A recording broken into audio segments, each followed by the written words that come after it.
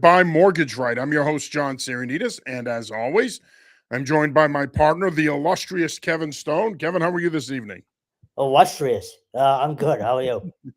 Well, you are illustrious. In some quarters, you're considered legendary. So I don't know, but hey, this is our final show of 2025. Thank God. Can't wait to get rid of this stupid ass year. I can't stand it. Now, I'm not going to go on some tangent about what I want next year to be for me, but I definitely don't want it to be this. So, looking forward to 2026 and see what happens there. But before we get started here, I do want to remind you that we are brought to you by Mortgage Right. If you're currently in the market to sell your current home, purchase your next home, purchase your first home, or refinance, give our good buddy Herb Devine a call at 781-254-2846. You can also shoot him an email at herb@mortgageright.com. With over 27 years of experience, he has the knowledge and the know-how to guide you through this process. Again, if you are entering the market, especially now here at the start of the new year, and you need a proven loan officer, give Herb Devine a call, 781-254-2846, or shoot him an email at herb@mortgageright.com. He and his team are available anytime, including nights and weekends. All right, Stone, we don't have to rehash Sunday. Patriots destroy the Jets 42-6. Patriots looked really good. The Jets suck. They're a horrible organization, well documented. We don't need to go there. Big one on Sunday. Of course, the NFL flexing the Dolphins-Patriots game to 4:25 on Sunday. It was originally slated to be a 1 p.m. kickoff. The game will now be played at 4:25. Of course, the Los Angeles Chargers-Denver Broncos game will also be played at 4:25, but Jim Harbaugh did announce yesterday that Justin Herbert would not be playing on Sunday against the Broncos. So is it a fait accompli that Denver's going to wrap up the number one seed? And if so, should the Patriots play their starters, specifically quarterback Drake May? So to answer the first question, no. And you've talked me into this over the years. It's the NFL. Like, you never know. The fact it's in Denver, I don't love. And obviously the Chargers, they're not going to bench. Well, I shouldn't say bench. They're going to sit everybody, but I feel like they're not going to go full bore at this one. So odds are Denver's probably going to win that one seed, and it is what it is. But I don't think you can sit guys. Now, you ultimately hope you get a game like you got Sunday, where you're up huge at halftime. Then you can start sitting all your starters and sort of coast into next week. It goes to show, man. We talked about this on the way down in New Jersey this weekend, how bad those Raiders and Steelers losses were. For this time of year, this discussion going into the last week, you win either of those games, you're in such a different spot right now. But again, it is what it is, and you hope you get a big lead on a Miami team that is going to come up here and freeze their asses off, and you hope they quit. They've played sort of hard for Mike McDaniel down the stretch here, but so no, I don't think you can sit guys from the start, but I think you hope you can sit them by halftime.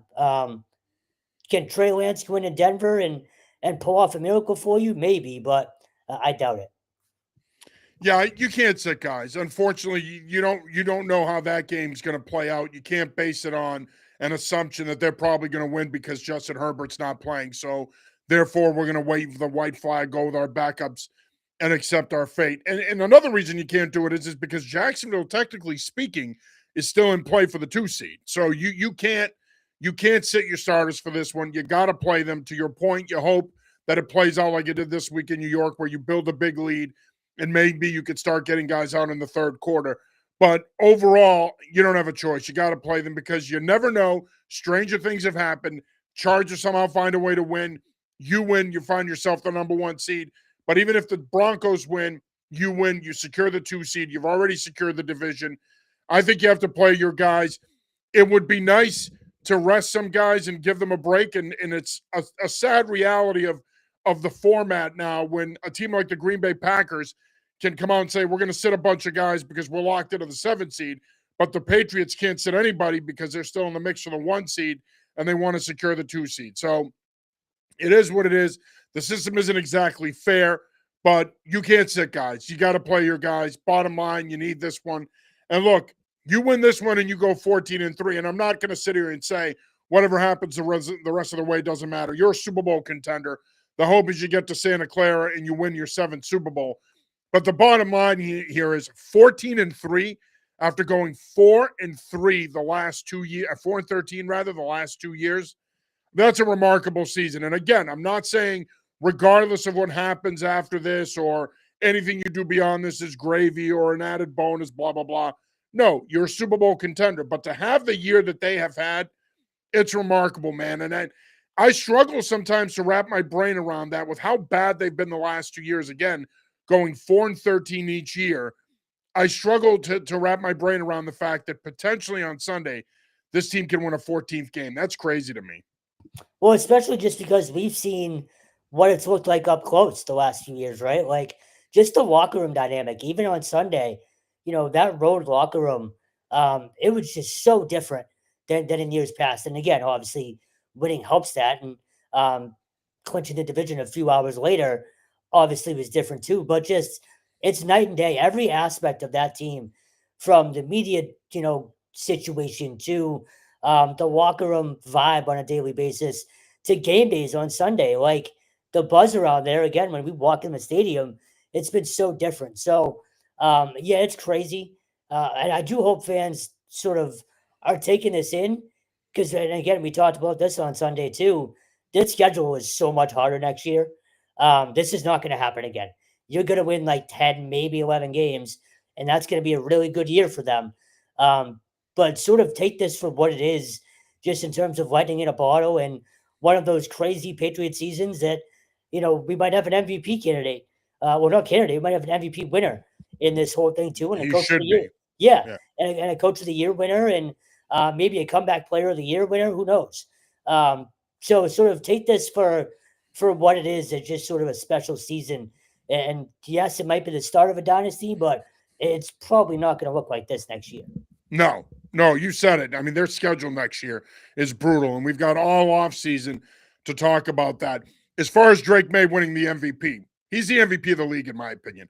I don't want it's over. Yeah. He's the MVP. I don't want to hear about Matthew Stafford. I don't care that he has 12 more touchdown passes than him. I don't care that they're even in terms of interceptions.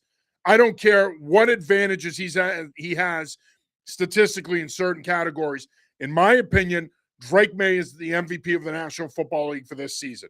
Plain and simple. I have thought that now for a couple of weeks. I was going back and forth for a while because Stafford was playing at such a high level. But the way Stafford has played of late, specifically last night, throwing three interceptions against that Atlanta defense, he's not the MVP of the league. He's had a really good year. But if you give him the MVP of the league, it's a Lifetime Achievement Award. You're not giving it to him because you actually believe that he had the better year than Drake May. And again, sure, you can point to the touchdown passes and say he has way more touchdown passes. Fine, whatever. You do you. Bottom line, to me, it's Drake May. He's your league MVP. He should get it. And if it reeks of homerism, my opinion, so be it. Take it for what it is. You want to call me a homer because I would vote for Drake May over Matthew Stafford for league MVP? You do you. Whatever helps you sleep at night. But at the end of the day, I think after last night, in my humble opinion, I don't think it's a conversation anymore. I think Drake May is the league MVP. It's pretty simple for me. If you take the word most valuable and you generally apply it to this award, it's Drake May. The Patriots are not where they're at unless you have 100%. And I'm glad you brought that up, Stone, because the Rams with Jimmy Garoppolo under center would still be in playoff contention. If Drake May is not quarterbacking the Patriots, you might be looking at 4-13 again. And I think if you look at it from that lens, he's the league MVP. All right, Scott checks in. Hi, guys. I left Stone speechless. I totally agree, John. Thank you. See, this is how it works, Stone. You see, Scott gets how this works. Yeah, thanks. He's supposed to agree with me. No, again, it's he totally agrees with me on top of agreeing with me. Scott, thanks for checking in, brother. We appreciate it as always, man. For years, my entire football watching life, the MVP is always it's been a popularity contest for the most part. And I mean, you can make the same claim for a rookie of the year and most of the awards, frankly. But if you're going to value the most valuable player, it's a no-brainer, in my opinion. No, I agree. And I think you bring up a great point about what would the Rams look like without Matthew Stafford this season versus what the Patriots would look like with Drake May. And I know And I know people aren't going to vote based on that, but I do think that's a valid point. So, but and I will say there is something to be said for that lifetime achievement type of award where you're going to give it to him. I think he's going to get it because of that. Um, Again, I don't have the voting list in front of me, but I have to imagine it's guys that are fairly older, or at least that have been around Stafford and obviously seen him play longer. So I think he's going to win it. If it was up to me, I'd have him be the offensive player of the year. And I just agree with you. I agree with you, unfortunately, because I do think it is, to your point, of popularity contest. Scott says it here, it's all politics. He's not wrong. He's right. I mean, at the end of the day, it is all politics. And I think that, to your point about the older voters, I think that they will lean Stafford regardless of his recent struggles. I think they're and going to lean towards him. And I think that's unfair. Give him Offensive Player of the Year. yeah. I think statistically you can make a valid argument for him being Offensive Player of the Year. But when you take a look at everything across the board and all things are considered equal, if Drake May is not the starting quarterback for the New England Patriots, they're better. They're better. Mike Vrabel's a good coach. Assuming Josh McDaniels is your OC, maybe they're a 6-11, 7-10 team. But they're not a playoff team. The Rams, in my opinion, could still potentially be a playoff team with Jimmy Garoppolo under center versus Matthew Stafford, because Yeah. they're a more skilled team with an offensive-minded head coach. And I'm not saying that McVay is necessarily a better head coach than Vrabel. All I'm saying is he could probably get more out of the offense as the primary play caller with a Jimmy Garoppolo than Josh McDaniels might be able to with a Josh Dobbs. Well, So and in terms of people voting for Stafford, they can always look and say, well, May's going to be here for a decade. Like, let's give it to him now. I hope that's not the case, but I feel like everything kind of tips in Stafford's favor because of the seniority, which sucks. Scott says, I think you hit the nail with the lifetime thing. He's been around forever and never won the MVP. Yep. And I think we're all on the same page here. I think if he does win it, it will be because he's never won it before. There's the lifetime achievement element to it. And I think that there's going to be people that are going to be in the voting process that are going to be compelled to give it to him for Well, whatever reason. They feel they need to make amends, and I think they're going to give it to him. But I think if this is a fair process and people are objectively looking at the process, I think Drake May is your league MVP. I also wouldn't discount the fact that there might be some national people, and it's a big if, but if the Patriots get to the Super Bowl, that entire week now becomes about them with the Hall of Fame voting and the MVP award coming out. You know what I mean? Like people might not want that to be a weekend that's Patriot centric. They might hold that against them too. You never know. Well, because the Patriots are still reviled. I mean, there's That's people what I that mean. are already Yeah, talking about the possibility of another dynasty and how could this be? They right. were only bad for a short period of time.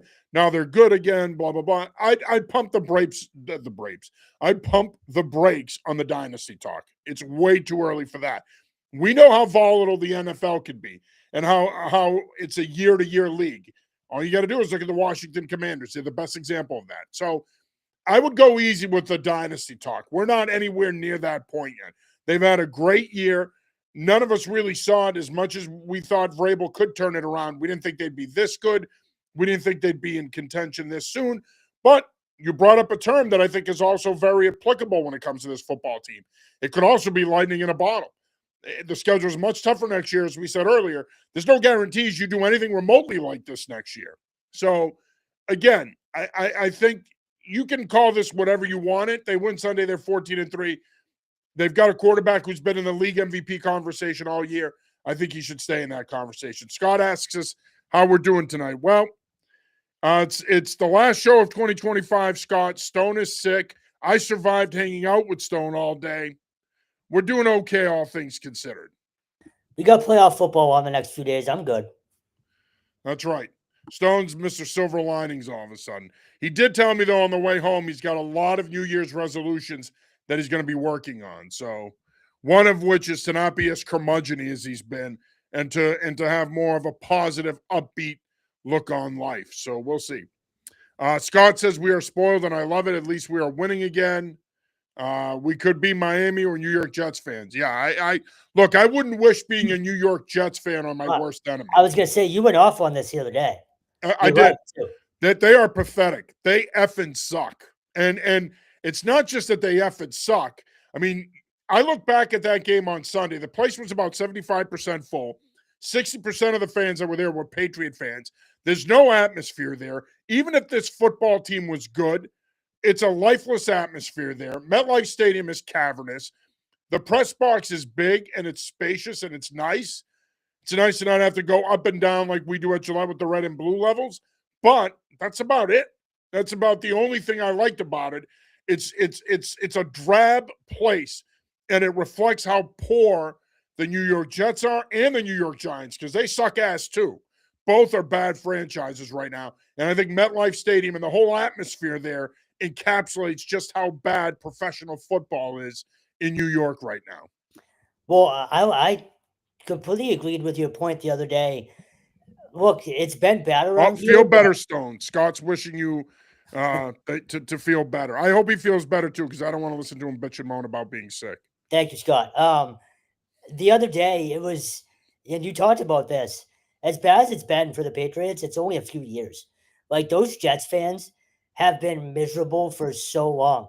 The only Jets teams that have ever been good in my lifetime, and really pretty much your lifetime, obviously, is the Rex Ryan teams, the back-to-back AFC Championship teams, and that was 09 and 10.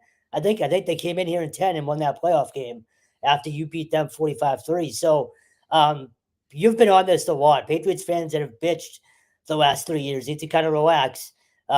Yes, it's nice now, but it wasn't that bad for that long. Like, these Jets fans are just pure misery. One of my favorite parts of Sunday was the people sitting above us in the press box or below us. We could hear every comment being made because it was so quiet in the stadium. They were drunk and ruthless and miserable all in one. So, man, it's how you continually be a Jets fan. I don't know. Well, they currently have the longest playoff drought in North American sports. So there you go. There's that. I think the other thing, though, that is important to keep in mind, as bad as they've been, and they've been bad, they haven't always been bad. In my lifetime, they were pretty competitive in the 80s. They got to an AFC Championship game in the early 80s. The years you had the Ken O'Brien, Freeman McNeil, Mark Gastineau Jets with the New York Sack Exchange, they were competitive. Patriots in 85. The Patriots in 85, and your dad would remember this. Yeah. Patriots in 85 beat them in the wild card round in the first round of the playoffs to advance to play the Raiders out in LA. So they've been competitive. It's not like they haven't. They just haven't been competitive in recent years. No, and I forgot about the team that went into Denver too. The Parcells team that lost the AFC Championship. So you're right. Yeah, 98. There's been a few occasions, but you've seen more crap like the other day if you're a Jets fan than not. Scott says you went to the game. Yep, we were there on Sunday. We covered it. Again, I made it through hanging out with Stone all day, so it was a good day.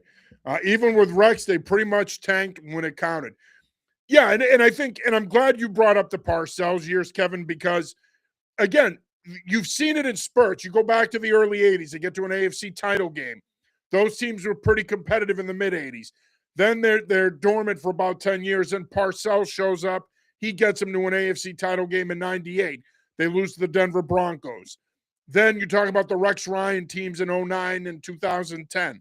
So they've had periods of success in their history. It's just that they can't sustain anything. But this latest run of futility, it's been over 15 years now. They don't look like they're anywhere near being competitive right now. And I saw something on social media and I laughed. A Jets fan pointed this out, and it's so true. The Patriots went from a dynasty to sucking to being good again. And in between, the Jets couldn't figure out a way to get good again so that they can compete with the Patriots. That says it all right there. I think it was KFC from Barstool. I saw that too. I don't know who KFC is, but I'll take your word for it. It's bad, man. I feel bad for that fan base. Yeah, it is. Scott says 1985 Pats, what a team. I love those guys. Craig James, that's right. Craig James, of course, was a part of the Pony Express with Eric Dickerson at SMU. So you'll appreciate the fact I still have an original Squish the Fish shirt from that 85 season. I do. I had one myself, and I also had a Bury the Bears. So I had that too, actually, I think. Yeah. And you weren't even around for that Super Bowl, I don't believe, correct? Nope, 3 years before me. 3 years before you. And somehow you have T-shirts that are relevant to that playoff run, but you weren't around for that playoff run or that Super Bowl. Believe me, thank your lucky stars you weren't around for that Super Bowl. I try not to remember, even though I remember it vividly. Scott says, I really like your show. Thanks, man. We appreciate it. We appreciate you checking in, and thanks for the support. And we do the best we can. Despite Kevin Stone co-hosting with me, we're able to overcome that and put together a good show. Not I wrong. kid, of course. No, you're not wrong. And then Scott says, LOL, yes, Stone. Yeah. So, I mean, look, again, to your point, I couldn't imagine being a New York Jets fan. I mean, it is a miserable, miserable experience. So, Scott says that was brutal. Was the score 46-10? Yes, it was. Yes, it was. Patriots kicked an early field goal, and then they scored a garbage touchdown late, I believe, if my memory serves me correctly. But the Bears demolished them, and who knows? We might get a rematch this year. You could get Patriots Bears. I hope not, but we shall see. I hope not on the Chicago side. Obviously, I'd love to see the Pats get there. The other big story of the day, of course, Kevin, was the news that broke this morning about Stephon Diggs. He's been charged with assault, and that there's a possibility of a misdemeanor. There's a bunch of documents that came out today. I'm not doing it any justice. Bottom line, he had hired a personal chef.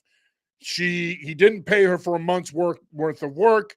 There was a confrontation. She reportedly said that he slapped her and attempted to choke her. Diggs, of course, his lawyers, they're denying it. They're saying that they want their day in court to prove themselves.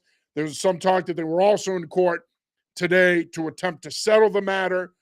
It's all over the place. It's hard to figure out what is true and what isn't. All I know is this: the timing of this whole thing sucks. That's really weird. We should just kind of stick with it. Is neither one of us are smart enough to do any lawyer talk. Again, allegedly, it's No, I'm smart enough to do the lawyer talk. I'm well, just smart enough to not talk about something well, that I I don't was have gonna all the say. facts about. So look, obviously this is all alleged, but you hit it. It's the timing that's brutal. Um, Now look, they came out with a statement and said we support Stephon Diggs. They haven't necessarily done that with stuff like Jack Jones or even Jabril Peppers last year, right? Like those statements are always really sort of very, very standard and basic. You don't ever see them throw support behind the player, which means maybe they know something nobody else does. Either way, um, I'm curious to get your take on this. Is this something where he addresses the team and says, "Hey, look, my bad"? Because I feel like he has to. No, I don't think he has to. No, I don't. even I with the think it's a timing of it. personal matter.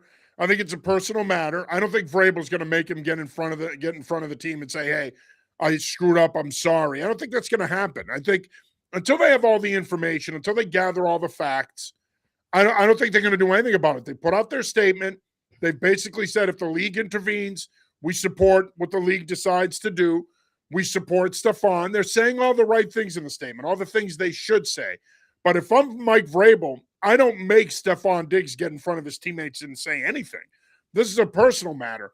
And if I'm Stephon Diggs, conversely, I don't want that. I wouldn't want to have to sit up in front of my teammates and explain what happened. Quite frankly, it's none of their business. Yes, they're his teammates, but I think this whole idea that there has to be this holier than thou standard that a player has to meet when they get in trouble, I think it's ridiculous. Until the matter gets resolved, until we get more facts, I think it's a stand pat situation, no pun intended. I don't think that Mike Vrabel should make Stephon Diggs do anything. So the only reason I asked, and I wasn't coming at it from that perspective, it's more about you're not going to have his teammates have to answer questions, and I know No, they they're all don't. They don't well, have to answer they questions. won't, but they're going to be asked. Is my point. Yeah. And they can, and I'm sure Vrabel will coach them up No, on what is oh a yeah, standard yeah, team. What is the standard team message when it comes to a situation like this? And I'm sure yeah, it's going to be, you know what? We support Stephon. I don't know any of the facts. So next question. yeah. You know, that's along the lines of what you're going to get. It's going to be that type of a universal standard response.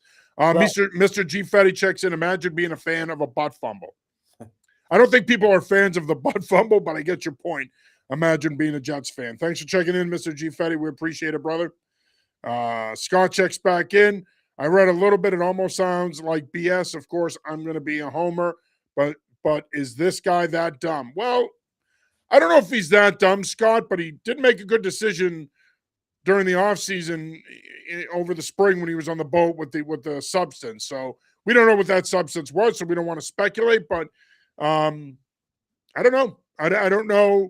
I don't want to sit up here and question his decision making. I mean, I'm sure like anybody else, there's stuff there you could question. But at the end of the day, if in fact this woman is telling the truth, yeah, it's pretty dumb on his part. It's pretty dumb. And quite frankly, if it comes out that he did in fact do this, if you're the Patriots, you'd have to take a long, hard look after you gather all the information and a determination is made. You're going to have to take a long, hard look at where you stand with this player moving forward. You're 100%. I mean, if it's true, you got to think he's gone next year, but it's a long way away still. There's also a reason he's been on. Well, I shouldn't say a reason. There might be a reason, and we may be seeing it now, why he's been on so many different teams already, and why he hasn't stuck in Houston or Buffalo or who am I missing? Minnesota. Like maybe there's a reason. Maybe it's the off the field stuff. Look, we've said this from day one. On the field, when we've seen him, he's been fantastic. Like as a leader, it started in OTAs. Like he completely overtook that room and took all of those receivers under his wing. And look at what that room has produced this year. I mean, Upton Chisholm just got on the board this past weekend. Mac Hollins was awesome. I know Mac was a veteran already, but Kyle Williams and Pop Douglas have all raved about the leadership of Stephon Diggs. So as a teammate and as a player, he's been everything we could have hoped for. But maybe this is why he hasn't stuck in any of those other places. It could be. I mean, I know that he's a mercurial personality. I know that Minnesota got a really good offer for him. They weren't sure if they wanted to extend him, so that's why they traded him to Buffalo. Buffalo did ultimately choose to pay him, but in the end, it got a little rough there with him and Josh Allen. Got a little rough with him and the coaching staff. They ultimately decide to move on from him. He ends up getting traded to Houston, tears his ACL. Houston decides his final year of his contract without bringing him back. Then ultimately the Patriots sign him this spring. Again, look, you got to give him his due process. You got to let the justice system play out here. Scott made this point, and I agree with him wholeheartedly. If this were your standard domestic violence situation, that'd be one thing. But this is a bizarre story that he puts his hands on his chef, who happens to be a female. It's not a domestic violence thing per se against a girlfriend or a wife, but it's still a domestic violence matter. And at the end of the day, you hope that he comes out of this exonerated and none of this is true. But if it is true, even if he settles with her, it's going to be interesting to see how the Patriots and specifically the NFL handle this whole situation. Like I said earlier, the timing couldn't be worse. I mean, you want to talk about stuff that could derail your season. This is the kind of shit that can derail your season. And again, you're a grown-ass man. You got to use your brain, dude. I mean, you're a multimillionaire. I don't know what he owed her, but just pay her what you owe her and fire her. Don't use her again and move on. The fact that it got to this point, I just don't get it. It makes no sense. And you brought up a great point. Not only has he been good for them on the field, 5 100-yard games, the leadership, you see it at practice, you see it in games. He's been great for them in the locker room. He's been great for them in the meeting room. He's been great with us. I find him to be very candid and very open and honest. I know earlier in the year I asked him to assess where he was in terms of his comfort level in the offense. He gave me a great response and ended up going national. That's what you get with him when he's locked in and focused on football. But then you hear all this stuff off the field, all this mercurial bullshit, and you say to yourself, well, what is this dude's deal? Because he doesn't present as that type of person when you're around him. So it's disappointing. If this is true, ultimately, and he settles with this individual, it's disappointing, especially when you're around the players and you see them from a different lens, you see them from a different perspective. When you see stuff like this happen, like I said, it's disappointing because he doesn't come across necessarily as being this kind of guy. No, and if it's not true, then he give the Patriots all the credit in the world for immediately standing behind him. Because now he's going to want to be here even more. Yeah, absolutely. Scott says, We have to step back and realize the world we are in today. Clickbait and guilty until proven innocent. Just saying, I love the dude, but next man up. Yeah, you might not have a choice depending on how this plays out. Scott follows that up with Drake's too good. One man will not hold the kid back. Well, that man's pretty important. And then when you consider their injuries at the receiver position, with Hollins out, Booty out, Pop banged up. Well, and I get your point, and you're right. Drake's a stud, but you need Stephon Diggs. Stephon Diggs is the best receiver you've had around here in the last 6-7 years. So you need him. No one else is making that Moss catch that he made on Sunday. No. Nope. It is disappointing. It's wildly disappointing. And I think for us, we look at it from a different perspective as well because we're around these people on a day-to-day basis during the season. And you do get to know them at a little bit of a different level. So that disappoints you even more because, like I said, he's been really good with us. He's been forthright. He's been upfront. He's had a couple of times when he hasn't wanted to meet with the media. He blew us off after one game earlier in the season. But by and large, he's been pretty good to deal with.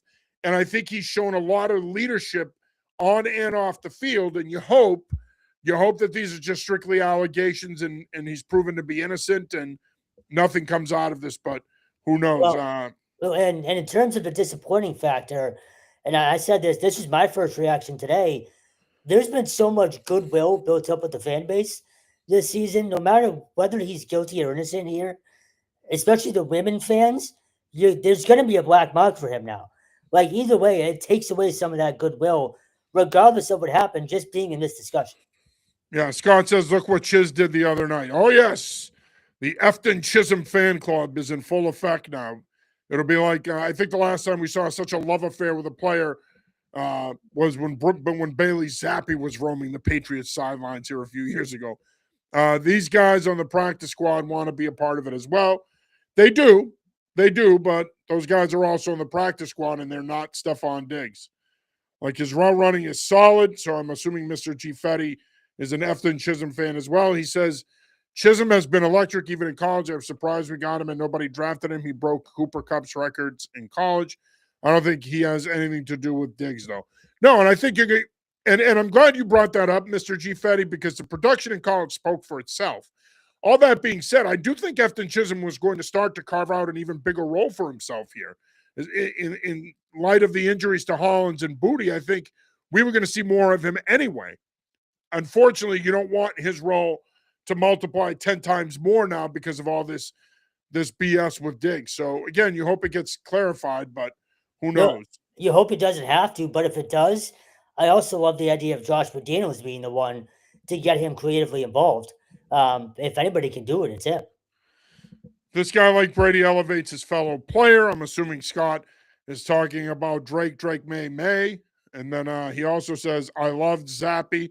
Of course, if you all remember, one of the fondest memories of our lives a couple years ago when the Patriots sucked ass was Zappy Hour and the affinity that the fan base had for Bailey Zappi. So I will say, we want to talk about a guy who was awesome in the locker room. Bailey Zappi would talk your ear off if you wanted him to. Yes. He was always willing to talk to anybody, including you. You're not wrong. That goes to show you how generous he was at this time. We talked Texas high school football almost every day. He was a good dude, man. Yeah. I mean, he probably saw you in the same light as Dave Campbell, so he's like, "Hey, come over here. I want to talk some Texas high school football with you." And I'm sure you were, obviously well versed on South Lake Carroll and Katy and Permian, so you had great conversations with him, I'm sure. Nothing but. Scott says, I'm surprised. He says, I'm surprised they haven't used him. Zappy Hour. That's right. Zappy Hour. One of the highlights of our lives in recent years. You are watching / listening to the New England Football Show presented by Mortgage Right. I'm your host, John Sarianides. Once again, I'm joined by my partner, the one, the only, the baddest man on the planet, Kevin Stone. Before we get started here, before we get back to the conversation, I should say, not started. We've already done that. I do want to remind you that we are brought to you by Mortgage Right. If you are currently in the market to sell your home, purchase your next home, purchase your first home, or refinance, give our good friend Herb Devine a call, 781-254-2846. You can also shoot him an email at herb@mortgageright.com. He and his team are available anytime, including nights and weekends. All right, Stone, you ready to talk some college football? Sure. College football gives me a chance to break into my Keith Jackson impression. I'm going to read Mr. G. Fetty's comment as Keith Jackson. You ready for this? Hopefully they sub him for Diggs. Keep him healthy if he plays in the playoffs. What do you think? Not bad, right? Pretty good, Keith Jackson. Scott also says, what's that? Let's move on. Scott also says, so is Holly gone for a while? I like how we call them Holly. They must be boys. Yeah, well, they put him on IR. So you got to figure you probably at the earliest wouldn't see him. AFC Championship, probably. AFC Championship game, probably. You'd have to get there to see him again this season. And Scott finally checks in. Stone is a lean, mean talking machine. He is. He talks a lot of bullshit. All right. Stone, Boston College. One thing that you're very well versed in is the Boston College Eagles. Big news today. Bill O'Brien finally hired a defensive coordinator. I know that was something that was top of mind for you and for all of us, really, because he made a couple of hires a couple of weeks ago, and then there was radio silence out of the Heights. Post-Christmas now, we find out today who the defensive coordinator for the Boston College Eagles will be in 2026, and it is none other than longtime Bill O'Brien coaching associate and friend Ted Roof. Roof has an extensive coaching background. Of course, O'Brien and Roof coached together on George O'Leary's staff in the late 90s and early 2000s at Georgia Tech. Roof was also Bill O'Brien's defensive coordinator at Penn State for 1 year in 2012. They go back a ways. Roof is a proven coach. He's coached at a lot of places, including Oklahoma. He was the head coach at Duke. He's coached at UCF. He's coached at Georgia Tech a couple of times. He's been around a long time. There are a lot of people, and you said this to me before we went live, there were a lot of people from what you've seen that don't like the hire or love the hire. And I will go back to what I said to you a couple of weeks ago. What the F do they expect? What do they want? Who did they want? Who did they want?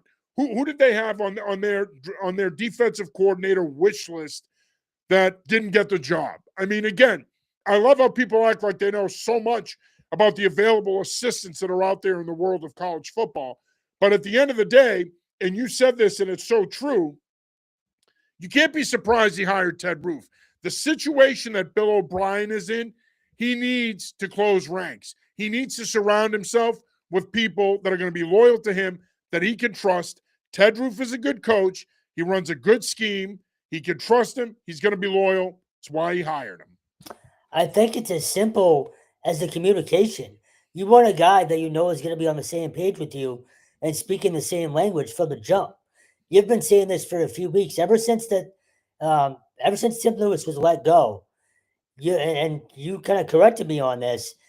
He couldn't give a guy a brand new chance. He couldn't give someone a shot in the dark. It couldn't be an up and coming coach. It had to be a veteran, and it had to be someone he knew. Yeah. His ass is on the line next season. He doesn't have the luxury of developing coaches.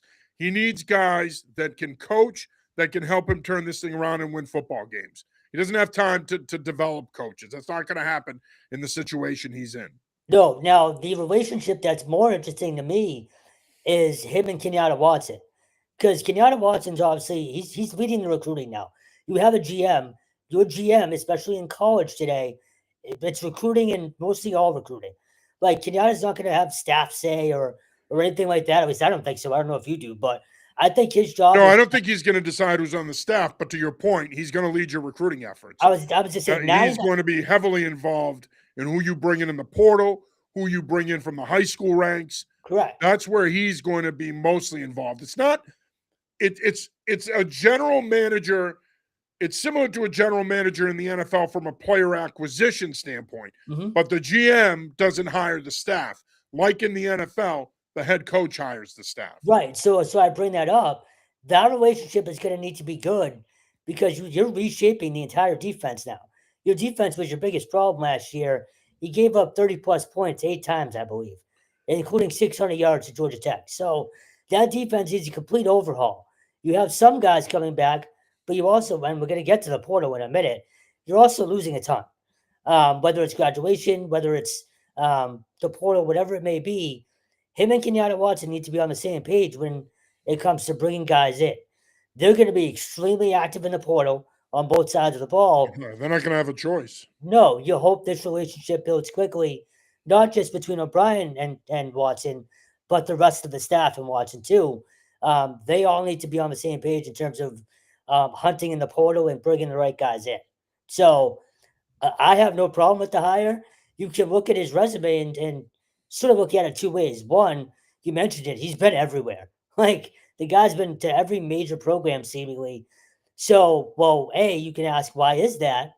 It is what it is. It's that type of profession. But B, he's had success at big programs. He won a national championship in 2010. Now, having Cam Newton as a quarterback that year, sure, it helps. It's hard to deny that, but he's won. And if he was that bad of a coach, major programs wouldn't keep bringing him in. Like, yeah, bouncing around could mean one thing, but if he's been able to keep jobs this long, he's got to know what he's doing to a certain extent, no? So I think it's a good hire. And obviously, we won't know until they play games. Admittedly, I've put too much stock in a training camp the last few years. You really don't know until the games start. So we'll see. But I like the idea of the communication being there right away. And again, I like the idea that he's been able to have a job at various major programs for what, 30, 35 years now. He does have some local ties from 1994 to 1996. He was he was outside linebackers coach, defensive coordinator at UMass. So he does have some local ties. So he's not going to be new to the region. He knows his way. He's going to know his way around New England. It's been a while, but he's going to know his way around New England. So I think that that's an important part of it as well. Look, I like the hire on the field. I think he is going to fix this defense. I think that they are going to play better. And this is not a knock on Tim Lewis. I have nothing but the utmost respect for Coach Lewis. He was a gentleman, a class act to deal with, and a terrific coach with a long history of success in the NFL. It didn't work out here the last couple of years, specifically this past season. I think Ted Roof, to your point, has a proven track record of playing a certain way. I think you're going to see a lot of fronts. I think you're going to see some exotic pressures. I think you're going to see a lot of disguising in the secondary. He's going to move guys around. He's going to play to players' strengths. I think they're going to be a lot more active on defense than they were under Lewis last year. And I think it's going to be noticeable even to the non-coaching eye. He can coach. Now, he's had some, like any coach, you're not going to be good every year as a coordinator or as a head coach or as a play caller. He's had some years where his defenses weren't as good. But by and large, if they bring in the type of talent that they need to bring in order to be competitive again, Roof is going to do a good job of coaching those guys. And if nothing else, he's going to put them in a pretty good position to have success. So I like the hire. He's 62 years old. He's a veteran coach. He's been around. He doesn't have NFL experience, which I know was something that was big to O'Brien. It's why John Butler's name was being mentioned a lot for the defensive coordinator job at Boston College. Ultimately, it didn't happen. But I think at the end of the day, you hired a guy that's a proven coach who's been around, who's recruited at a high level. He's coached at big-time programs. He's won a natty. He can help you turn this program around. And as I said earlier, you're not going outside the family if you're Bill O'Brien right now. You're going to hire guys that you either know and have coached with before and are familiar with, or you're going to lean on your contacts to give you the names of guys that they trust who can help you rebuild the program. And I think ultimately that's what this is what it's all about, in my opinion. And again, I know that there's some Boston College fans that are not too high on the hire, that think he just hired his buddy, and he is his buddy. I mean, they go way back, but he didn't just hire Joe Schmo. He hired a good football coach. Every job in this world is about networking. Like, it is what it is. It is. It is. Scott checks back in. Hey, can I set my bell to ring when you guys go live? I wanted to chat after the Jets game and could not find you guys. Sorry to interrupt the college talk. I love this. Plus, teach me college, guys. Yeah, we usually have the Patriots post-game show after the game. It's usually an hour after the game. So this Sunday after the Dolphins game, we'll be coming to you live, but me and Kevin have to go down and do locker room first. Once we do that, we then come up. Kevin wraps up the game story. I wrap up my 7 points. And then John Lyons usually jumps on and we do the Patriots Pulse post-game show. So that's how it works. Thanks again for checking in, Scott. This show is usually on Monday nights at 8:30. It depends on when we can get on, but it's always on Monday nights. If anything changes, usually Kevin tweets out the change in time or date. For example, we went tonight because we couldn't go last night. So that's why we're doing it tonight. And, well, listen, we love talking football. It's all football all the time in New England Football Journal, so we would be glad to educate you on local college football, specifically Division I. Yeah, no, like I said, getting back to the BC talk, I mean, again, I know a lot of people aren't going to be happy about it, but it is what it is. He's going to surround himself with people that are going to help him turn this thing around. He's not going to hire some hotshot young coordinator from the group of 5 schools or the FCS level. He's not in a position where he can do that. He's got to win, and he's got to win now. So we'll see. We mentioned the portal. Yesterday was a busy day for Boston College in terms of defection. Some pretty big names have left the program. Turbo Richard is entering the portal. Reed Harris is entering the portal. A couple of other guys entered the portal as well. Busy day up at the Heights. What did you think of all the action that we saw yesterday? I believe they're up to 21 guys now that have entered the portal, including the guys that announced that they were entering today. Yeah, you had Amari and Davis today, Eric Daughtry, Daughtry yesterday. Look, the more I thought about this the last couple of days, we talked about this in probably October, but really November, when they really started to go downhill. We thought this would be coming, right? Like, me and you both talked about this with several people, and even O'Brien acknowledged it in a press conference at one point.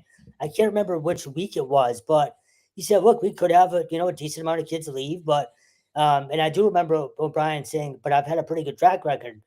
But it just sort of felt like this was coming. But then you see all the names start to actually put their name in, and it hits you. But you start to see the list build and grow, and now you're up to 20 plus with the portal opening on Friday. It's startling.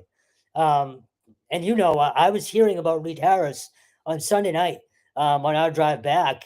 It couldn't really lock it down, but that's their biggest loss by far. Is Reed Harris. He is currently at 24/7 has him ranked as a 4-star portal recruit. Yeah, and I believe the set I work for on 3, he's either 3 or 4. So, yeah. When he burst on the scene in spring ball 2 years ago, and I was like, holy crap! And then you went and saw him that same year, and you could see it too right away. Last year was his biggest year so far. He's only going to get better, and he's probably going to get bigger too. He's already a huge target, a great red zone threat. He's got size, he's got speed, and he catches just about everything. To lose him, I thought it might be coming. Again, we talked about it during the year, but to see and hear that, when I broke that news yesterday, it was still surprising. And the reaction was warranted by fans, especially after BC has said they're not committed financially to the program. That's got to be about money to me. And then, look, could it be that he doesn't like the offense? Maybe. He was very outspoken last year, if you remember, after a couple games about guys not being focused and stuff like that. So he's not afraid to speak his mind as well. There's also the other element about the portal, and I know you'll appreciate this as well. And Bill O'Brien has answered questions to me when I've asked him about departures during the season. It's a two-way street. Like, yeah, financially, it's probably more so about that 99% of the time when kids leave, but maybe the program doesn't want guys back. Maybe it's a mutual. It could be. The other thing that I think is important to point out here is these guys all have agents now. Correct. So that's the other part of it here. You have agencies representing them. So it's not just the player making the decision here. They're also being advised by an agency. Mm-hmm. And if the agency says, look, we think we can get you this much money on the open market if you hit the market, it's no different than free agency in pro sports. If they go to their client and they say, look, based on your production, based on your measurables, based on your scheme fit, we think if you enter the portal, we can get you to these schools potentially, and they're going to be willing to pay you this much money, that factors into the decision. These guys don't just enter the portal for the sake of entering the portal. It's not just, all right, I did 2 years here. It was fun. It's been real, but I want to go somewhere else. They're chasing the bag. And I think in any of these cases, with any of these guys, they're hoping to go somewhere else, get paid, and produce at a higher level. That's what they're hoping for. And I think part of it too is they know that Boston College isn't going to give them the kind of bag they can get in the open market. They can get more money somewhere else. And that's why ultimately they're entering the portal and they're leaving. It's the same thing with the kids that are leaving UConn. There's guys there that were super productive this year, the Cam Chadwicks, the Diamantes, all those guys, they can get more money somewhere else. They don't have to stay. Cam Edwards can get more money somewhere else. He doesn't necessarily have to stay at UConn and play for Jason Candle now. He doesn't know Jason Candle. Jason Candle didn't recruit him. But the one thing he does know is, I had a big year. I scored 15 touchdowns, went for over 1,300 yards. I could parlay that to more money in the open market. So it oftentimes in this day and age, as you know, doesn't come down to the coach or the staff per se. It comes down to money and economics. And the bottom line here is these guys feel, hey, I could get a bigger bag somewhere else. I'm going to go chase the bag, especially these guys that got their degrees done in 3.5 years. They don't have to stick around there. If Reed Harris is a semester away from getting a Boston College degree, he could probably do that online and enroll somewhere else in the spring and get a bag and have the BC degree. And now he has the best of both worlds. He has the degree, he has the money, and he can have that one more year playing somewhere else where he could put good tape and then potentially get drafted or sign as an undrafted free agent in the NFL. So a lot of it is about the economics here, though, and them chasing the money. 100%. But so look, if you're a BC fan, you can look at it two ways. One, oh my God, they're screwed. Everybody's jumping ship, which, as you would expect, most BC fans are. Or these next 2 weeks, that's when you judge what this team is going to be. Because the portal opens on Friday. And Kenyatta Watson is on board for a reason. He is an elite recruiter. So if they do go start spending money and do start replacing some big pieces, look, don't get me wrong, they have a lot to do. You now are down your top two quarterbacks, your starting running back, your top two receivers, two offensive linemen, and we haven't even got to the defense yet. So they have a ton of work to do, especially on offense. But I also believe that Kenyatta Watson is a legit recruiter and can bring in some pieces that are going to immediately fix some holes. We've talked about this for the last 2 months. They got to bring in at least 30 kids in the portal. Like, we knew this was coming. Yeah. Same thing with UConn. UConn's probably looking at 30, 35 guys. We're going to have a busy spring because we're not going to know these teams. We're going to have to try to figure out who these guys are. We're going to have to get to know them. We're going to have to get to know any changes philosophically to the offense or the defense. Right. In UConn's case, we're going to have to get to know Jason Candle. He's got a new staff. What is their thought process philosophically? Who have they brought in? I say that our mantra is all football all the time here at New England Football Journal. It's because of stuff like this.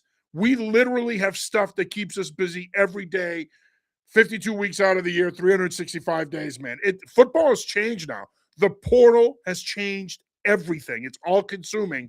So, yeah, there's going to be a lot of new faces that we're going to need to get to know because a lot of the familiar faces that we've gotten to know the last 2 or 3 years, they're gone. Yeah, so when it comes to the portal, again, if you're a fan, again, I totally understand where you could see it like, holy crap, what's going on?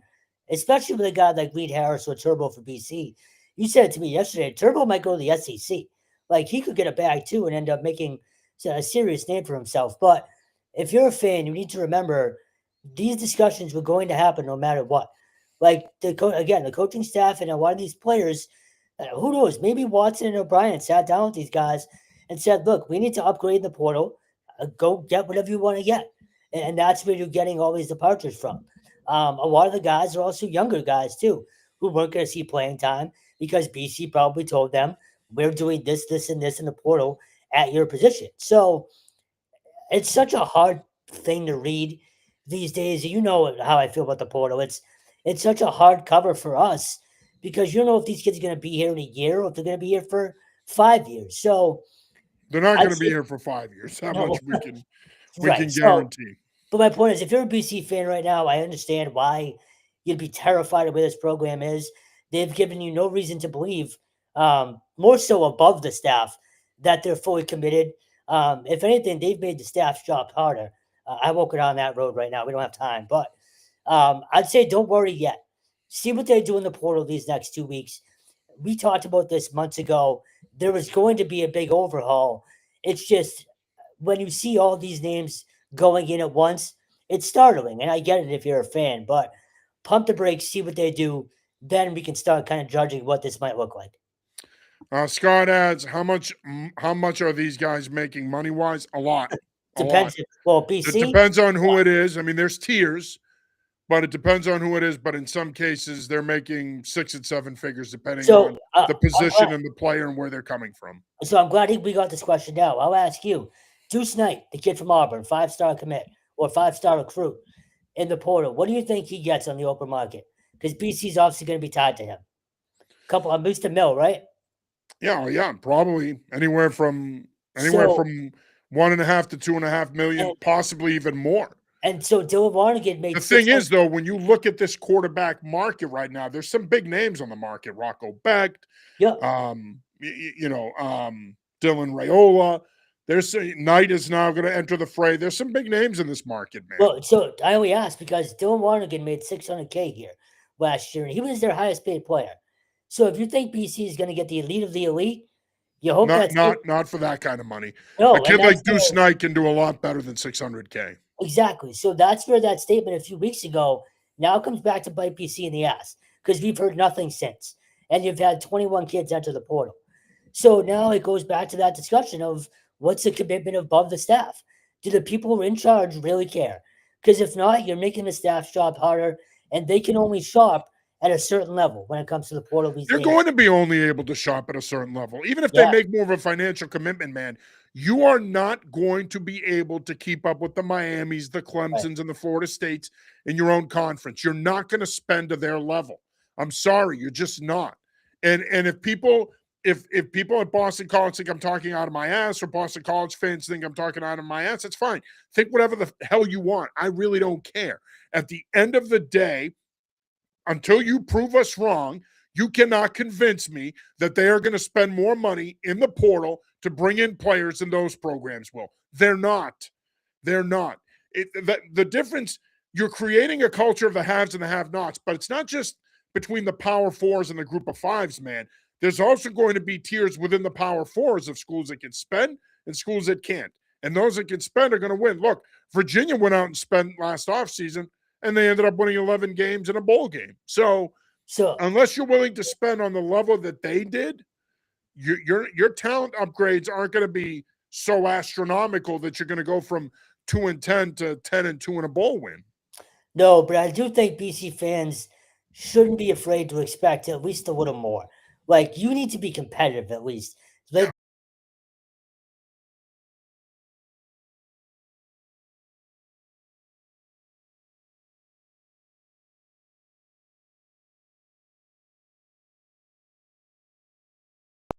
Looks like we've lost Kevin here. Stone, are you there? yeah, I got you. Can you hear me? I got you. Go ahead. What were you saying? No, so I'm just saying, look, you. And then we lost me, and now I'm back. Can you hear me, Stone? Yeah, I got you. What's going on over there? I don't know. What's going on over there? I'm good. Who's on first? Yeah, right. No, I was just saying, look, if the fans deserve more competitiveness, like they're not going to show up. They do. But I think, but with that said, there's a ceiling. I agree that they do deserve more competitiveness. But with that said, though, the expectations have to be realistic. It's no longer strictly about the coach, the staff, and how they recruit. It's about money now. And unless you're willing to spend on par with these public universities who have alumni that are willing to pump money into the program, who have boosters that are willing to pump money into the program, it's going to be hard to compete. I'm not saying Boston College can't do it. I'm not saying UConn or UMass can't do it. But the reality is there's going to be other programs that are going to be able to spend more money than you, period. So they should have expectations. No one is saying that Boston College football fans shouldn't have expectations for this program. Of course they should have expectations for the program. But at the end of the day, okay, I'm curious to see now here in the next couple of weeks, who are we recruiting here? Because based on what we've seen them do in the portal the last couple of years, they weren't big game hunting. They're going to need to big game hunt now in order to turn this roster over and become competitive again. I'm curious to see who they land, who they bring in here. Okay. And I'll tell you right now, a couple of local names, and we might as well get into it now. William Watson, Springfield Central standout. He entered the portal. He's leaving Virginia Tech. Henry Hasselbeck entered the portal over the weekend. From what we've been told, they're not recruiting either one of those guys. Now, they don't have to. They don't have to. They can recruit whoever they want, whoever they determine is a fit for what they want and what they're looking to do. But at the end of the day, those are two guys, though, that in this quarterback market, they're going to generate interest. Now, where they fall depends on how you view the other quarterbacks in the market. If your top tier has the Dylan Raiolas and the Rocco Becks of the world and the Deuce Knights of the world, well, then they're probably in that next tier. But the bottom line is they're going to garner interest from other programs. Again, we don't know this to be 100% true, but why isn't Boston College in that conversation based on what we're hearing? Shouldn't they be? And I'm not saying they should be in the Henry Hasselbeck conversation strictly because his last name is Hasselbeck. The kid can play. So why aren't they in that conversation? Who knows? Maybe they are. But from what we've been told, they're not. So we'll see. And two other local names too, Jaden Craig, who I would love to see at BC. I think we talked about him last week or the week before. And Tucker McDonald went in today as well. Another local guy who we know has a big arm. So locally, look, you might not get a 5-star per se. You might not get a Deuce Knight, but there's some local talent here that should want to play for BC if BC is able to sell it correctly. Yeah, no, I agree. And look at Drew Messenmaker, the quarterback from North Texas. It was just revealed yesterday that he's committing to East Carolina. I think a lot of people didn't think he would end up at a Group of 5 school. They thought that he was earmarked for a Power 4 school, but East Carolina has an NIL initiative that can afford to pay somebody like Messenmaker to come into their program. It's a system he's going to put big numbers up in. So he's got 3 years of eligibility. He's going to East Carolina. Now, who's to say he's not in the portal a year from now? What we've seen with the portal is players are perfectly willing to move around. They don't have a problem jumping from school to school every year. Just because he has 3 years of eligibility left doesn't mean he's going to use all 3 of those years at East Carolina. But again, there's a lot of big names out there too. You know, Brendan Sorsby, formerly of Cincinnati, he's out there. I mentioned Rocco Becht. I mentioned Dylan Raiola. You brought up Deuce Knight, Byron Brown, who played for Alex Golish at South Florida. He's in the portal. There's a lot of guys in there. Josh Hoover from TCU, who I think could be a good fit in O'Brien's offense. So we'll see. It'll be interesting to see the guys they bring in. And, of course, you mentioned Jaden Craig, who's in the portal as a grad transfer from Harvard, and Tucker McDonald, who, quite frankly, I think deserves a shot. Nick Evers, he's also in the portal now. I don't see BC getting in on him. But the bottom line is these guys are all in the portal. There's a lot of good quarterbacks in the portal. It's a matter of, do they fit your system and what can you pay them? I'm not sure $600K is going to get it done. Scott says, chasing the bag, pretty sad. They're going to start paying high school. The real hustlers are in Pee Wee. Yeah, yep. I think you are going to start to see high school players get paid. Rock checks in. Rock, great to hear from you as always. He says, I just don't see how much they can bring in with the portal. Realistically, going to bring in 10 impact players. I don't see it. Rock, I don't disagree with you, but again, I just think it's going to come down to what they can afford. What are they willing to spend and what they can afford? I think that's going to determine the type of players that they ultimately bring in. Scott says, I'm just saying the incentive. Yeah, it's all about the money, man.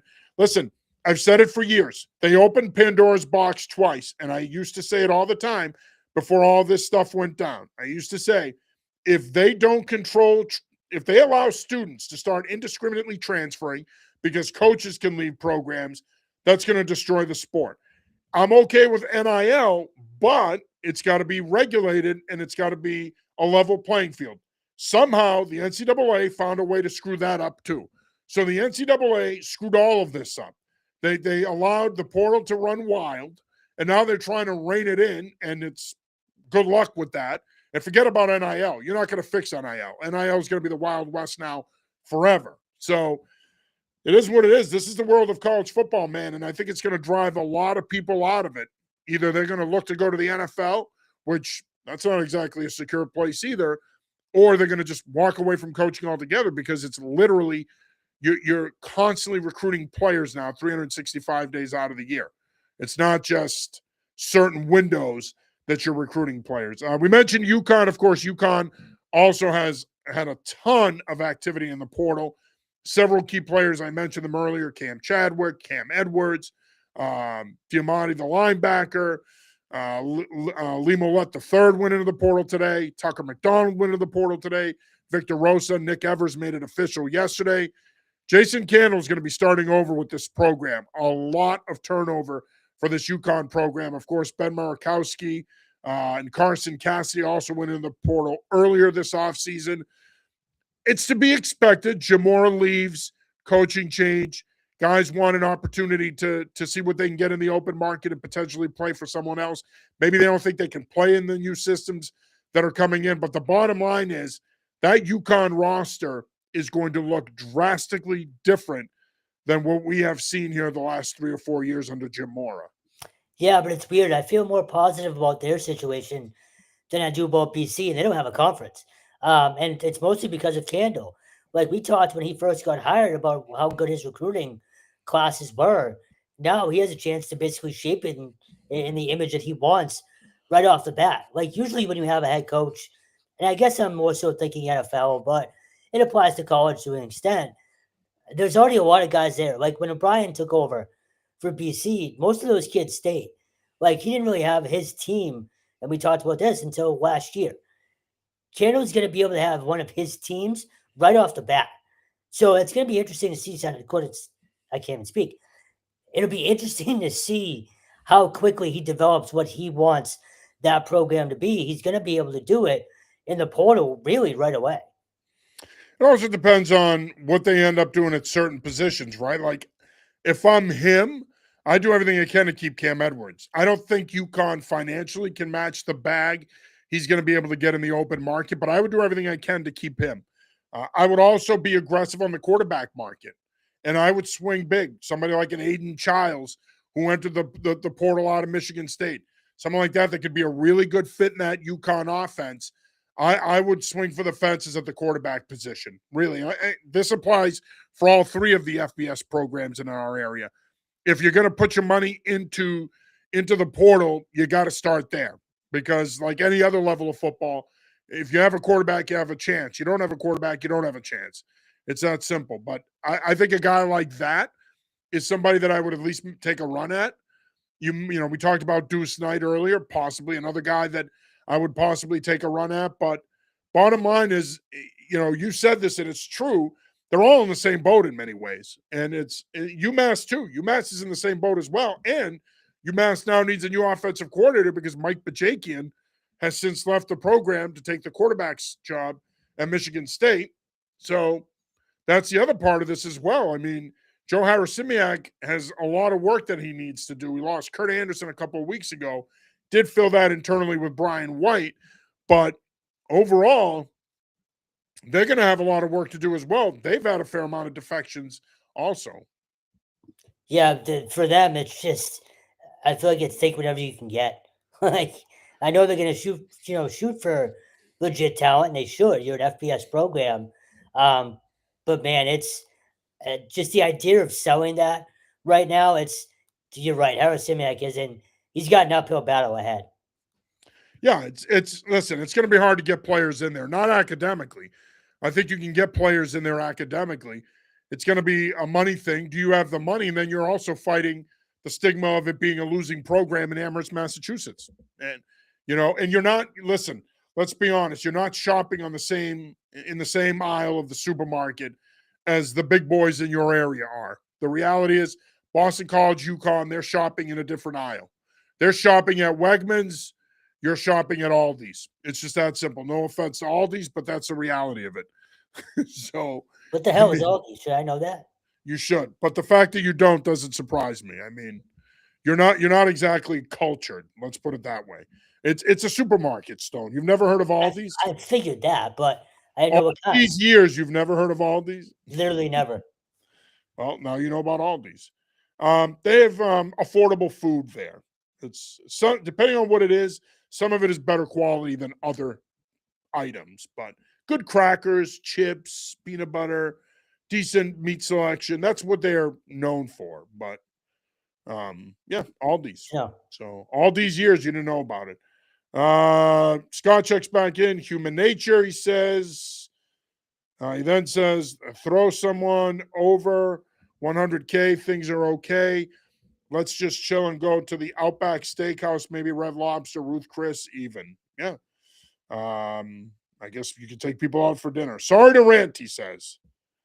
Rock says, did Chip Kelly to Northwestern surprise me? 100%. I can't believe he took that job. It really surprised me.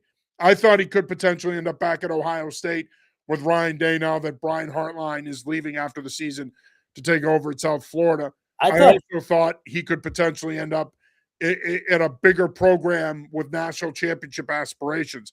I'm very surprised he took this job. Now, I know Northwestern's making a bigger commitment to football, but I'm surprised he took this job. I was surprised he didn't end up at UNC before that was filled. He apparently there was mutual interest there between him and Belichick, but apparently it fell through. And no, he was never going to UNH. No, I know. I had a couple people bring that up after Ricky Santos left, and I quickly threw cold water on that. That wasn't going to happen. It would have been a nice idea, but I don't think he was ready to go on a retirement tour at his alma mater. So that did not happen. And contrary to some other opinions out there, as far as we know, Jordan is not the next offensive coordinator at North Carolina. I don't know if that's been bandied about, but I also want to throw cold water on that. I don't think Jordan will be taking over the offense at UNC. So, but yeah, we'll see with UConn. We'll see with UMass. Obviously, it's going to be a busy next 2 or 3 weeks. Make sure you're following along with New England Football Journal. We'll have full coverage of all the portal moves. I know that Kevin Stone loves the transfer portal. It's one of his biggest passions in life. So he is really excited about the opportunity to talk about people he's never heard of in the portal. So, all right, and he's shaking his head. Scott says, I love you guys. Till next time, peace out. Well, Scott, back at you, brother. Happy New Year. Thanks for checking in as always, and we hope to hear from you next week. And thank you for loving Kevin Stone. Somebody's got to do it. Might as well be you. So we appreciate that, buddy. All right. Before we go here, we did want to do a quick little list of the top 5, what we consider the top 5 football stories in New England this season. And there'll be a couple of honorable mentions that I'll throw in there. But we thought these would be the top 5. Scott checks back in, stone cold, by the way. When you hear the glass, it's your ass. Probably back to my childhood immediately. Yes, exactly. Yeah, Stone Cold. Yep, Kevin Stone Cold, Steve Austin. All right, anyhow, so these are the top 5 stories of the year, if you will, in New England football. We know there's some other ones, of course. You know, we'll get into, I'll mention a couple of them here at the end, but we're going to go 5 to 1, okay? And something tells me we're going to screw this up, by the way, because during our show prep, we talked about it, but I feel like we're going to get the order wrong. Number 5, Zavarian, 3-peating, obviously, here in Massachusetts. Huge news. Of course, they're the first Division I program to do it since Everett in the early 2000s. Division I program, period, to do it since Everett in the early 2000s. So congratulations to Al Fornaro and his coaching staff. I also want to say congratulations to Lou Marinelli down at New Canaan in Connecticut. They 4-peated. So I would throw them into this as well. Dominant runs by Zavarian and New Canaan as well. The number 4 top story of the year in the area is the coaching changes. Of course, Jim Mora leaving UConn for Colorado State. And the one that I think really surprised me, Kevin, Ricky Santos leaving his alma mater at UNH to take the Penn job. I know that those Ivy League jobs are desirable, but to be quite honest with you, I didn't see that coming. That was a surprise to me. If I were to add kind of as a side note, even though it's not directly related to New England anymore, Bob Chesney, of course, old friend Bob Chesney, formerly the head coach at Holy Cross, getting the UCLA job. Congratulations to Coach Chesney. That was big as well. So a lot of coaching movement in the area this at the end of this past season going into next season. Yeah, and we can even add on now UNH hiring their new coach, Sean Goldchild. So Goldrich. Sorry, Goldchild. What the hell is Goldchild? Yeah, I don't know. I don't know who Goldchild I don't know where that came from. Sounds like an Eddie Murphy movie from back in the day. Yeah, right. No, a ton of movement. Um, you're right. Well, Ricky was the biggest surprise, and to the And point they you kind made, of went down the same road with Goldrich, though, because he played quarterback there for Ryan Carty, who he was working for at Delaware. Carty was the offensive coordinator in the mid 2010s at UNH. So they kind of followed the same pattern that they did with Ricky in that they tapped into their alumni base and brought back a former quarterback. yeah, we've talked about this a lot. I love the idea, really more so in high school, but college, you're seeing it more often of a former player or former coach coming back to their old program. I do think there's something to be said for a guy who understands the culture, understand what it means to be part of that program, to then lead it. I do think it's more important when a guy who's been there and done it takes over. So, yeah, a ton of movement, and it kept us busy, that's for sure. Yeah, number 3 story of the year in New England football was, of course, the Ivy Leagues getting an opportunity to play in the FCS playoffs, and Harvard and Yale qualified for the FCS playoffs. Yale stunned Youngstown State in the opening round of the FCS playoffs before losing in the second round of the FCS playoffs to Montana State. But it is great to see the Ivy League schools have an opportunity to not only compete for an Ivy League title, and we say it all the time, the Ivy League is the best league we cover in New England because it's a 10-week sprint. But now, not only can they win one of the best leagues in the country, they have an opportunity to compete for a national championship. Yeah, it just made that race even more entertaining than it already is. Like you said, we say it every year. The Ivy League's so fun to cover, but covering Harvard Yale with a playoff berth, a historic playoff berth on the line, you could feel it in the building that day. It just meant that much more. And going forward, it's going to make the recruiting battles that much tighter too. Because people want to go play for a national championship now. Well, which Ivy League team gives you the best chance? You now have options. So all around, it's great for the sport. Number 2, of course, is the collapse of Boston College football. The Eagles, high expectations coming into last season, a lot of returning talent from a team that made a bowl game and won 7 games the year before. Instead, the bottom falls out. They go 2-10. Their worst season since 1978. I don't think any of us saw this coming, Kevin. It was a surprise to all of us. Bill O'Brien will return. Obviously, changes on the staff, lots of changes on the roster, but no one saw this program, especially after they whacked Fordham in week 1. No one saw this program finishing 2-10. I mean, I had them at 9 wins. So that tells you all It you need shows to you know how right little there. you know. But, and you can speak to this maybe better than I can. I think it goes to show that you can't read too much in a training camp.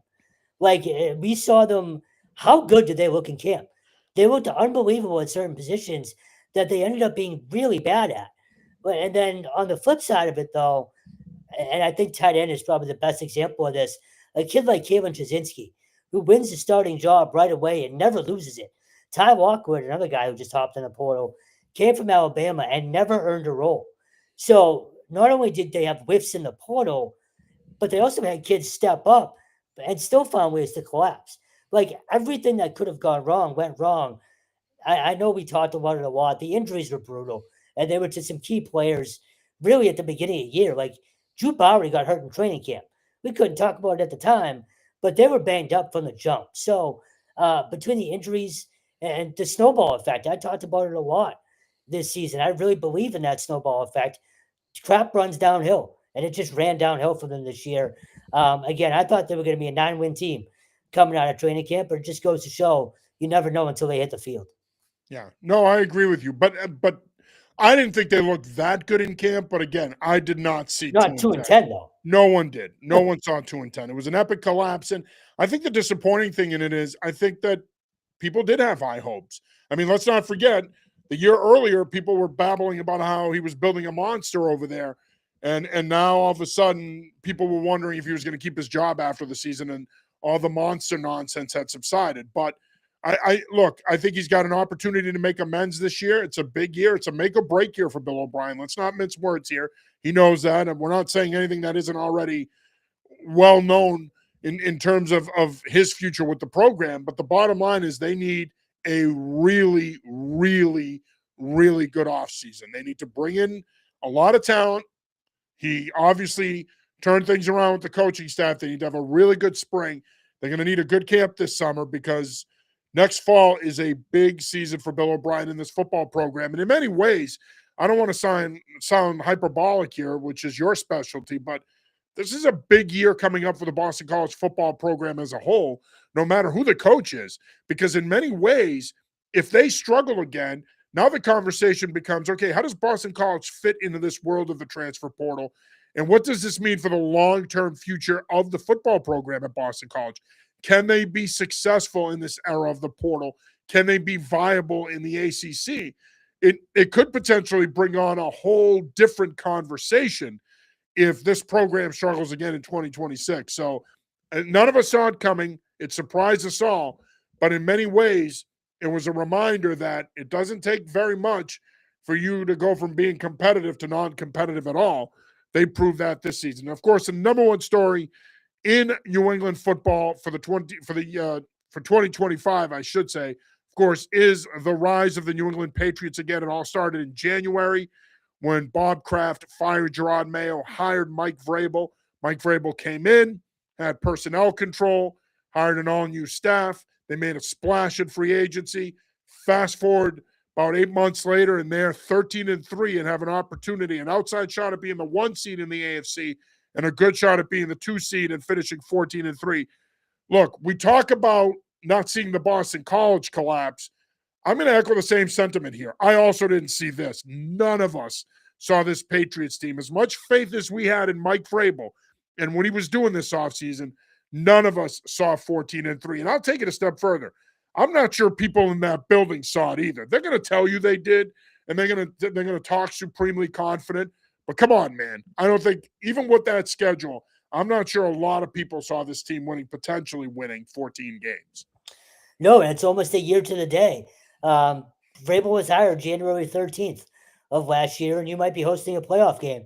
Most likely are hosting a playoff game next weekend. You hope it's in 2 weeks, but it's crazy. It's absolutely crazy, and you've been saying this for a long time now. It just goes to show it does not take long in the NFL to turn things around. Now, I think equally as big of a surprise is the jump by Drake May. Granted, the offensive line certainly helps, and it's been much, much better. But I think Josh McDaniels has a ton to do with that. And our good buddy Ashton Grant as well deserves credit for helping out. When did he become our friend? Did I miss a memo? It sounded good in my head, and it just kind of came out. So, yeah. Look, we both covered him. I mean, he dabbed you up on Sunday, and all of a sudden, you're acting like you and him exchanged Christmas gifts. Like, relax. Well, I couldn't afford. Our good buddy, friend of the show. Technically, he is.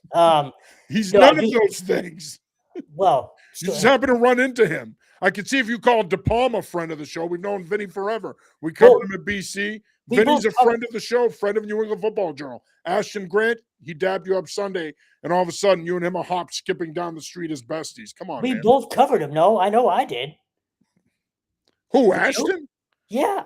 No, we didn't cover him. When did we cover Assumption? I know I did somewhere for high school or college or whatever or something. Yeah, but you're digressing right now. Get back Sure. on track. Did you get dropped in your head earlier today? What happened? No, it's the medicine. But the Drake May effect is obviously the biggest thing besides Mike Vrabel changing the culture. But the jump he's taken in year 2, you always hear it. You might get the sophomore slump. It's been a complete opposite. He's now the MVP of the league, most likely. We had the discussion earlier, but that jump by him is 99% of the reason why you are where you are. We can't overlook the signings either. Some of the free agent signings that they made, not just the Milton Williams and the Steph Diggs, but a guy like Caleb Von Jason, and I mentioned this on Sunday, he's been incredible for them. He's been everywhere on defense, a great pass rusher. He's sort of a ball hawk. He had the punch out against Baltimore. The guys like that, guys like Robert Spillane, like the signings are a huge factor for this as well. Again, people made a big deal about the money spent on Williams and Diggs, but it's all those other pieces that have all added up for them too. A guy like Tonga, for instance, like all those other moves, I think deserve credit too. Scott checks back in. Whatever you guys do tonight, do not choke out your personal chef. Well, I do all the cooking around here, so that would be me choking myself. So that ain't going to happen here. Stone, do you cook? I can. Pouring cereal in a bowl with milk doesn't count. Do you cook? No, so I don't want to go down memory lane here, But when my grandfather One was time you alive, made a hot pocket. You want to reflect on no, that? when my grandfather was alive, I used to make gnocchi all the time. I You, used to you go mean to that's you gnocchi. mean gnocchi? You mean That's what I just said. no? You said gnocchi. It's what it is. But Gnocchi. I'm not Gna doing this. gna gna. No, I'm not doing this. All right. Um, So you made gnocchis. I did. So I'm an I Italian believe guy, you. so I believe you. I can cook a little bit, not much, but yeah, it's there. Okay. So the extent of your cooking isn't throwing a hot pocket in the microwave. No. I make a damn good English muffin pizza though. Wow. Wow. Gordon Ramsay, look out. Yeah, right. Here comes Stone and his English muffin pizzas. Hmm. I'm officially canceled after that comment. Good night, sweet prince. Stone, that's you. Scott says, see you guys soon. Gnocchi is good. That's a wild spelling. he says, however you spell it. All right. All We right, see, Stone, what do you got for a New Year's resolution? We were each supposed to do one here. What is your New England football New Year's resolution? What do you want to see happen in 2026? To not have almost 2-hour shows. No. That is true. This was supposed to be a quick one tonight, too. No shit. For me, it's with the Patriots, and I'm gonna keep it easy. Help out Drake May, offensively, offensive line. I think you can help him out. Look, you're gonna have Wilson, you're gonna have Campbell for a while, but Morgan Moses and Garrett Bradbury are not long-term answers. If you really want to sustain this, help out Drake May in the draft in this offseason. Make the offense your focus. Yeah. And I That's think it. it will be. I think the offensive line, I think edge, finding another guy that can either start and rush the passer. Let's not forget, Kayvon Chase on 6.5 sacks. He's had a great year for them. He's a free agent after the season. So by the way, I would re-sign him. I would have done it now. 100%. I think you re-sign him. He's in his prime. He's only 26. You add that third guy in the draft. Now you've got a nice rotation. I think Elijah Ponder will have a bigger role on this team next year. But yeah, I agree with you there wholeheartedly. You make a good point about Bradbury, Moses. Those are veteran guys that have done a really nice job stepping in and solidifying the offensive line, but they're not long-term answers. You need to find long-term answers there. Excuse me. Scott says English muffin pizzas. And then he says, I got to dump 70 pounds myself, potatoes. Okay. So I think Scott is saying he's got to lose 70 pounds, I'm assuming. I don't think he's saying he's going to have to take a 70-pound crap. That's what I initially thought. For me, I want to see our college programs turn it around. That's my New Year's resolution. 2 of our 3 FBS programs need to turn it around. I want to see a turnaround at Boston College, and I desperately want to see a turnaround at UMass. I'm a big fan of Joe Harris-Simiak. I do think he's the right guy. Like Boston College, they're making the financial commitment. I'm not sure it's enough. I think they need to do even more. But the bottom line is I want to see improvement from those 2 programs. For UConn, I want to see Jason Candle maintain what Jim Mora has started, and I think he can. I think he's the right guy there.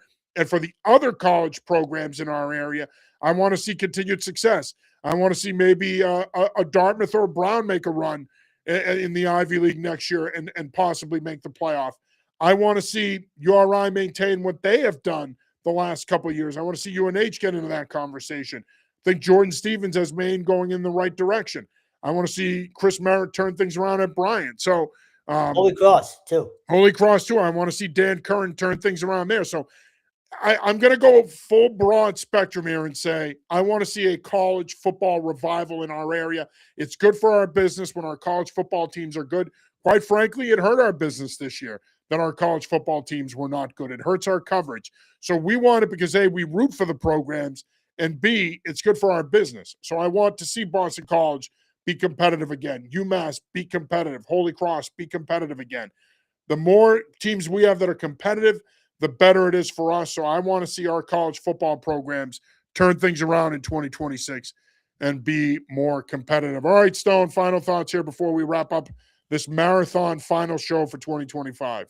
Nope. Thank you. Thank our writers and thank the fans for continuing to support us. We're heading into year 6. So that's kind of crazy to say, but Happy New Year to everybody else. And it'll be 20 years that I'm out of high school now, heading into 2026. So that's wild. But truly, thank you to everybody that we've worked with. And everybody that continues to support us. We truly appreciate it. Yeah, I don't know why you had the personal epiphany there. Nobody cares, Stone. Okay, just stick to football, will you?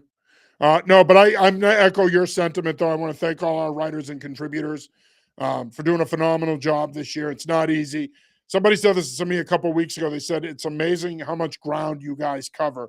Well, it's because we dedicate our time to covering all that ground, but we have good people in all 6 states that help us cover high school football, college football, and make New England Football Journal a success. And we'll tell you, we wish we could do more, and we want to do more. And of course, as always, I'm going to give you that reminder. Best way to help us cover even more is by supporting New England Football Journal. Go over to anyfootballjournal.com. Go over to the membership tab. Get yourself a subscription for $2.99 a month. You get some of the best high school, college, and Patriots coverage in the area. So support us. The more you support us, the more we can do. We greatly appreciate it. Kevin, I want to say thank you for everything you do. Appreciate you, man. I know I bust your chops a lot on this show, but you truly are the backbone of this thing, and I appreciate you, brother, and I appreciate everything you do for us, and Happy New Year, man. You too. Looking forward to another one. Yeah, it should be good, and we'll see. We hope that we can up the ante here and give you even more coverage in 2026. All right, that'll do it for this episode of the New England Football Show. For Kevin Stone, I'm John Sarianides. Till next week, Happy New Year. Peace. See ya.